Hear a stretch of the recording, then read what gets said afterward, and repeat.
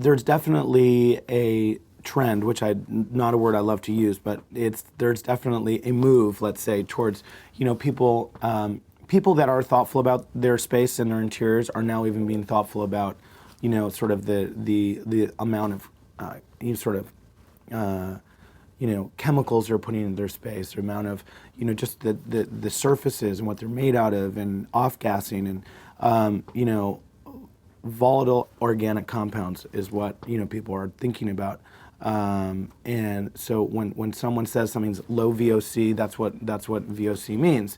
And generally when we think of environmentally friendly interiors, what I'm used to seeing are these very kind of like very sparse, very kind of clean, very I call them hemp world kind of interiors, and they're cool, and I actually love the look of that.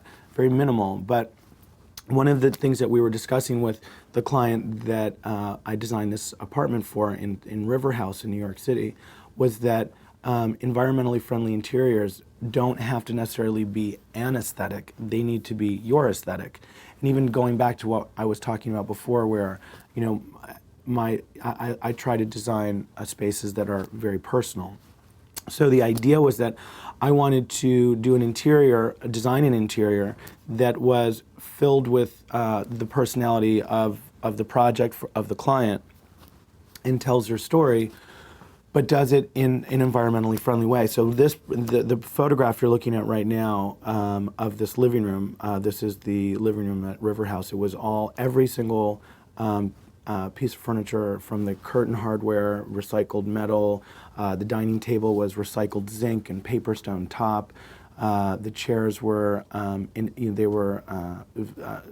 they were made from all the furniture. The coffee tables that are all made from certified woods. They're that with low VOC finishes on them. The rug was made from vintage Kalims that were tattered and worn, that we cut up, and then we connected them locally with organic felt, and then put them on organic pads. And the finishes, or the glues for the wall covering, were low VOC. The wallpapers themselves were sustainable. It was just the fills for the furniture are organic.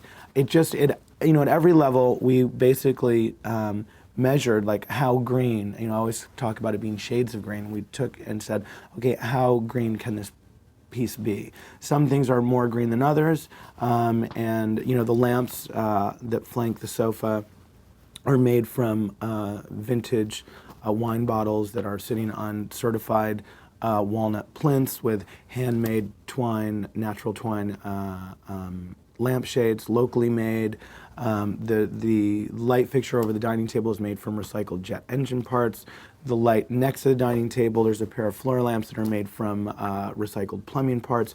So there is an element at almost each piece has a real sort of lineage, that connects it to being environmentally friendly. But overall, I think when you walk into the space, you wouldn't look at this and think, oh, this is definitely eco-friendly interior. It just feels like, I think, an interesting space that's kind of fun, it's sexy, it feels fresh, it feels stylish. I think that it employs taste to a certain level, and I guess that's subjective, but I do think that there's a balance. There's all of the elements that I think sort of define what is tasteful or pleasing to the eye. I think it employs those elements. So I think it's a very well-rounded space, and I think when you look at it, it evokes emotions that I hope are positive, and I talk about it in my book, or about the things that I look for, that I sort of incorporate into all of my designs. I want them to be fresh. I want them to be inviting. I want them to be unpretentious. I want them to be, stylish. I want them to be sexy. I want them to be, inviting. I want, so you're at every interior, and some depending on the spaces or the client or the situation are more fun than sexy, or more comfortable or less comfortable, or less inviting and more inviting, but they have to be there at some level and represent and be part of the collective.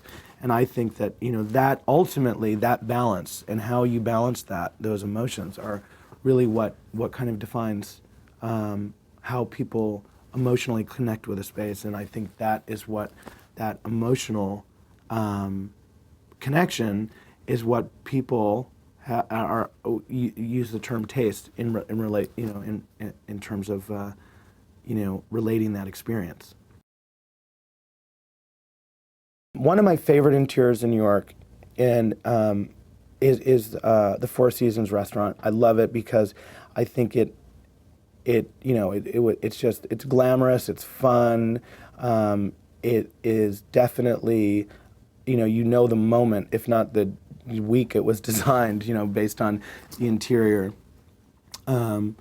It just, it's a very cool. It was cool from the beginning. It's been cool ever since. It's just always been an interesting, fabulous space and design. And when I'm in there, I feel, my emotional reaction to it is like, I just think it's, I think it's really awesome. So I think in New York, that's one of my favorite interiors. I would say my other favorite interior in New York is my apartment. I think you have to really like your space. I think you have to really be comfortable in your space. You should really like it, and you should always be kind of challenging, in adding, and it should always organically be evolving. But I do like my space. And I think you always, you could, and I fall in love with so many interiors.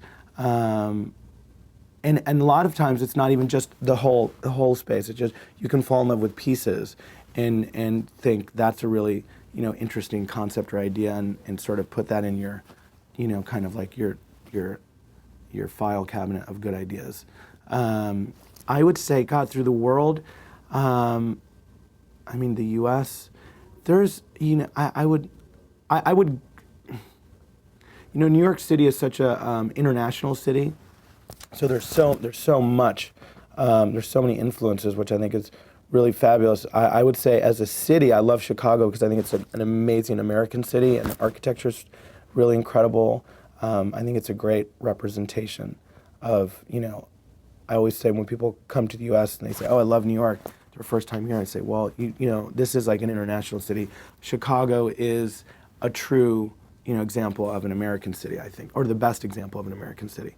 The Philip Johnson's glass house I love, but I have to say on the property I also love the old farmhouse on the same property. That's a difficult question for me. I think that, worldwide, I would say some of my favorite interiors are very humble spaces that are really not designed, and they're kind of a reaction to, making things work. I've spent a lot of time in Greece, on Greek islands, and a lot of my favorite spaces are really just kind of very simple, very clean, open, and kind of utilitarian at a certain level.